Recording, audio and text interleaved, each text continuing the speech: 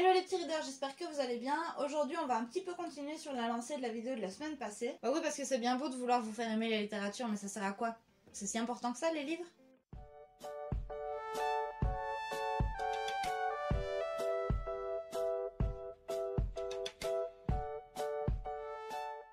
Dans la chaîne du livre, il y a pas mal d'acteurs qui sont souvent inconnus du grand public. En revanche, les deux extrêmes sont souvent bien reconnaissables, l'auteur et le lecteur. Et en réalité, la littérature a une importance pour ces deux acteurs, que ce soit dans le processus de l'écriture ou que ce soit dans le processus de la lecture finalement. Si vous avez déjà écrit pour vous-même, que ce soit dans un journal intime ou tout simplement ce qui vous passait par la tête, vous avez forcément déjà expérimenté le premier atout de l'écriture, l'effet thérapeutique. En effet, écrire, c'est trouver des mots concrets sur des pensées ou des émotions qui sont souvent abstraites. Donc ça permet d'identifier ses ressentis et de pouvoir les gérer au mieux. D'ailleurs, l'écriture thérapeutique se fait de plus en plus, il y a des groupes qui se font maintenant pour faire des exercices d'écriture, et même sur internet, si vous voulez le faire individuellement, il y en a quand même pas mal. Mais si vous cherchez à publier quelque chose, c'est peut-être pas la même fonction de l'écriture que vous allez rechercher. Quand elle est partagée, l'écriture est finalement un moyen de communication comme les autres, et généralement, celui qui veut communiquer a forcément quelque chose à dire. Alors après, ce quelque chose peut être une pensée sur la société, une dénonciation de quelque chose qui le gêne dans son époque, expliquer simplement ce qu'il a vécu, ou tout simplement raconter une histoire fictive pour pouvoir s'évader. C'est en fait la distinction que Jean-Paul Sartre fait dans Qu'est-ce que la littérature, sorti en 1948, d'un bon ou d'un mauvais écrit. En fait, il explique simplement que chaque écrivain est engagé, et quand le peintre ou le musicien décrit juste ce qu'il voit, l'écrivain est obligé de mettre ses idées dans son écrit. Si on le suit bien, la littérature est donc forcément engagée, et le but de l'écrivain, ça va être d'être conscient de cet engagement et de pouvoir le gérer au mieux. Et je suis assez d'accord avec lui parce que quand on regarde les écrivains de maintenant, il y en a très peu qui disent que la littérature n'est pas engagée, mais à l'inverse de lui, moi je pense que l'art en général est engagé. Je veux dire, dès qu'on crée, on s'exprime, et s'exprimer, c'est mettre ses idées au service du monde à travers un canal, qui soit oral, visuel ou écrit finalement. Et puis je trouve que même quand on écrit de l'évasion, ça a un but, après ce but-là, on va plus le retrouver du côté du lecteur.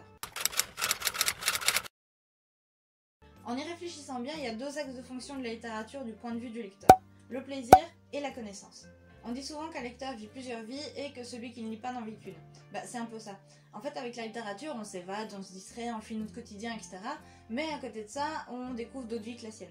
On est dans la tête de personnages qui vivent des choses peut-être différentes de nous et finalement on peut vivre des choses totalement tragiques, en retirer des leçons, mais revenir à la réalité et ne pas forcément avoir les éléments négatifs de ces événements. Ça fait donc en sorte qu'on devient plus mature, plus expérimenté et plus conscient des choses sans bouger de son canapé. À côté de ça, il y a bien évidemment la connaissance acquise. Même quand on lit de la fiction, en fait on va découvrir des façons de vivre qui sont différentes, des sujets qui sont utilisés dans le quotidien des personnages et qu'on n'utilise pas forcément, comme par exemple la médecine, l'histoire, la mythologie pour certaines. Et puis même quand on se plonge dans quelque chose de totalement irréel, ça marche aussi. Je veux dire, si on regarde un monde qui est complètement différent du nôtre, on va forcément le comparer à notre vie, à notre façon de vivre, etc.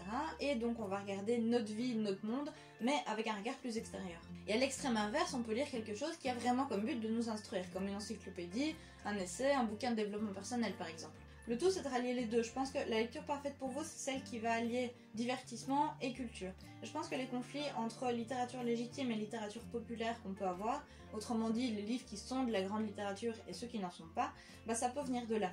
Certains vont penser que la littérature de plage, type roman de gare, est inutile parce qu'elle ne nous apporte rien. Elle est plate, banale et a juste comme but de nous distraire finalement. A l'inverse, d'autres vont partir du principe que la grande littérature, celle qui est récompensée par les Renaudot, les Goncourt et autres prix, est trop compliquée pour eux et ne va être accessible qu'à une élite qui a des diplômes super prestigieux qui leur aurait donné les clés pour comprendre tout ça.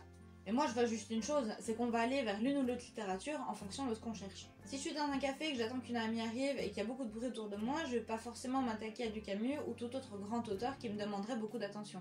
Et à l'inverse, si je suis tranquillement assise dans mon lit ou dans mon canapé, je vais peut-être justement aller vers des auteurs qui sont un petit peu plus complexes mais qui vont me porter beaucoup plus et qui vont m'instruire un petit peu plus. Et à côté de ça, je pense pas qu'il faille avoir peur de ces livres-là parce que rien que dans les livres eux-mêmes, il y a des explications, des petites aides, des dossiers qui nous donnent justement toutes les clés pour comprendre et apprécier l'œuvre quand on la lit.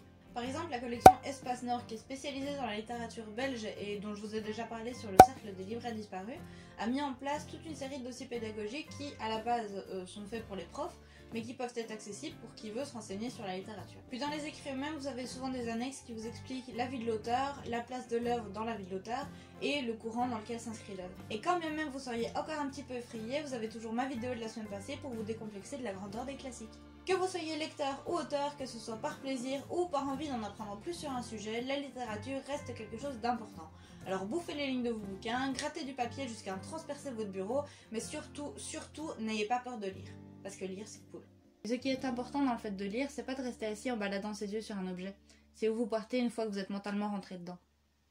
J'espère que la vidéo vous aura plu, n'hésitez pas à la partager autour de vous, à mettre un petit pouce bleu si ça vous plaît ou pas, et à commenter pourquoi vous aimez lire ou pourquoi vous n'aimez pas lire, j'aimerais bien avoir vos raisons d'ailleurs. En attendant la prochaine vidéo, je vous souhaite de magnifiques lectures et je vous fais plein de bisous.